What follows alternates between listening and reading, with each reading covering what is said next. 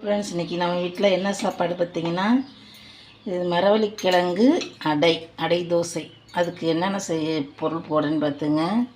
சோம்பு, இதில் இது துவரம்பருப்பு, பச்சரிசி, புழுங்கரிசி எல்லாத்துலேயும் ஒவ்வொரு கப்பு போட்டு ஊற வச்சுருக்கேன். அதில் ஒரு 4-5 பட்டை மிளகா, இதையும் சோம்பு, பட்டை மிளகா, ஒரு 4 பல் பூண்டு, இது மூணையும் போட்டு ஒரு வாட்டி அரைச்சிடுவோம். இது நம்ம ஒரு சுற்றி எடுத்தாச்சு. இதை நம்ம நல்லா வாஷ் பண்ணிட்டு தான் ஊற வச்சுருக்கோம். இதையும் இதில் சேர்த்து அரைச்சி எடுத்துப்போம். பாதி இதை போட்டு அரைச்சி எடுத்துட்டாங்க. இப்போ இதில் மிச்சத்தையும் நம்ம போட்டுவோம். இது மாதிரி வாஷ் பண்ணிவிட்டு சீவக்கட்டையில் வச்சு இந்த மாதிரி சீவிக்கிறோம். இதையும் சேர்த்து அரைச்சி எடுத்துக்கணும். இதுக்கு தேவையான அளவு உப்பையும் போட்டு நம்ம அதை அரைச்சி எடுத்துக்கணும்.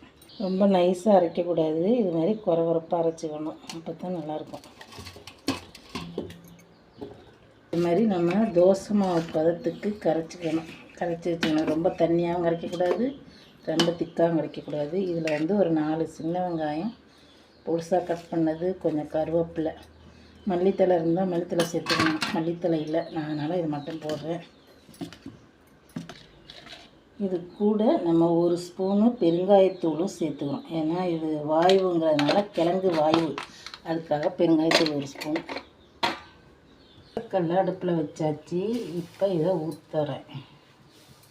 ஊற்றி அழகாக நைஸாக, கொஞ்சம் ரொம்ப நைஸாக இல்லாமல் ரொம்ப திக்காக இல்லாமல் அப்படியே ஊற்றிடும். ஊற்றி எண்ணெயை ஊற்றிடும். எண்ணெய் கொஞ்சம் இதுக்கு அதிகமாக ஊற்றினா நல்லா மொறுன்னு வரும்.